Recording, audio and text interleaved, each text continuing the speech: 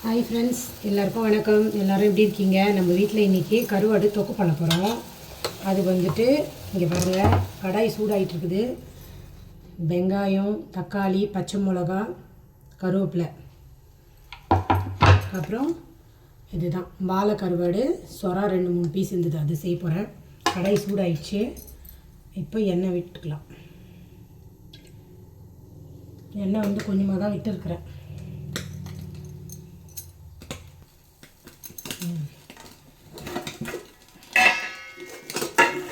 இப்போ வந்து அஞ்சாரப்பட்டியிலேருந்து அஞ்சாரப்பட்டி இதுலேருந்து கடுகு, கொஞ்சோண்டு சீரகம், லைட்டாக 2 வெந்தயம் நல்லா புரிஞ்சிச்சுங்களா? அதுக்கு அடுத்தது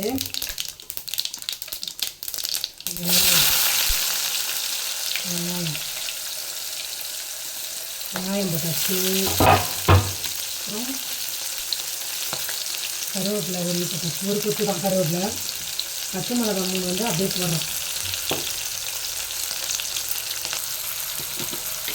வெங்காயம் நல்லா வதங்கணும்னா கொஞ்சோண்டு உப்பு போடுங்க, சால்ட் உப்பு, கல்லுப்பு, சால்ட் உப்பு எது வேணால் போடுங்க. இப்போது தக்காளி போட்டுக்கலாம். தக்காளி போட்டாச்சு. இது வதங்கிட்டேன், ஒரு நேரம் வச்சுக்கோங்க. தக்காளி நல்லா வளைவாக வந்துட்டு. இப்போ வந்து பூண்டு 2 போடணும். 2 பூண்டு வந்து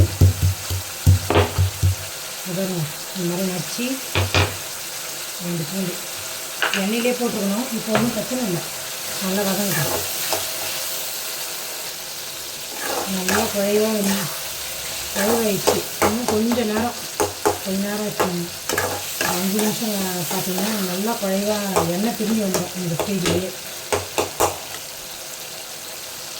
இப்போ என்ன பண்ணலாம், வீட்டில் அரைச்ச மிளகாத்தூள், அது வந்து ஏற்கனவே பச்சை மிளகா 3 போட்டுருக்கேன், அதனால் கொஞ்சமாக மிளகாத்தூள் போட்டுருங்க.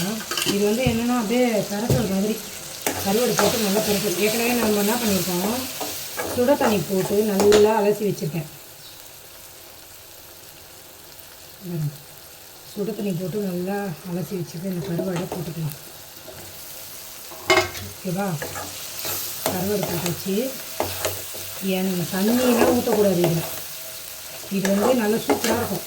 பழைய சாதம், சாப்பாடு, ரசம் சாதம், சாம்பார் சாதம் எல்லாத்துக்கும் சூப்பராக இருக்கும். அப்படியே விட்டுருங்க, பொண்ணு போல் வேகட்டும். சரிங்களா? உப்பு இப்போ பார்த்துக்கிட்டு இந்த பாருங்க, ஏற்கனவே வதக்கும் போது கொஞ்சம் உப்பு போட்டேன். இப்போ இன்னும் கொஞ்சோண்டு உப்பு, ஏன்னா கருவாடு தொக்கில் வந்து உப்பு பார்த்து போடணும்.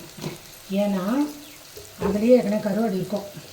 அதனால் கருவாடு தொக்கு இந்த பாருங்க அப்படியே சிம்மில் விட்டுருங்க. ஃபுல்லாக ரெடி ஆனோன்னு நான் காமிக்கிறேன் பாருங்கள். இந்த பாருங்க கொஞ்சோண்டு தாங்க தண்ணி வந்து சும்மா தெளித்து விட்டேன், அவ்வளோதான். 1/2 கிளாஸ் தண்ணி தெளித்து விட்டேன். 1/2 கிளாஸ் கூட இருக்காது, ஒரு 4 கிளாஸ் தெளித்து விட்டேன். அதுதாங்க அருமையாக வந்திருக்குது கருவாடு தொக்கு. பாருங்க, இவ்வளோ தான், ரொம்ப சிம்பிள் தான் இது. கட் பண்ணி இப்போலாம் கருவாடெல்லாம் கிடைக்கிது, கட் பண்ணணும் அதெல்லாம் கஷ்டப்படாதுங்க. வெங்காயம், தக்காளி, கருவேப்பிலை, கொத்தமல்லி, அதுக்கப்புறம் வந்து பச்சை மிளகா, வீட்டு மிளகாத்தூள், உப்பு, அவ்வளோதான். அது இருந்ததுனாலே ரொம்ப சூப்பரான சுவையான கருவாடு தொக்கு நம்ம வீட்டிலே செஞ்சிடலாம். அருமையாக இருக்குது பாருங்கள். இதுக்கு இணை வந்து எதுவுமே கிடையாது. என்னென்னவோ சொல்கிறாங்க, அதெல்லாம் கிடையவே கிடையாது. இதை வச்சு சாப்பிட்டு பாருங்கள், சும்மா அட்டகாசமாக சூப்பராக இருக்கும். இந்த பாருங்க, அவ்வளோதான். இந்த கொத்தமல்லி தழை வச்சுருக்கேன். அது பாருங்க, அழகாக நம்ம அலசிட்டு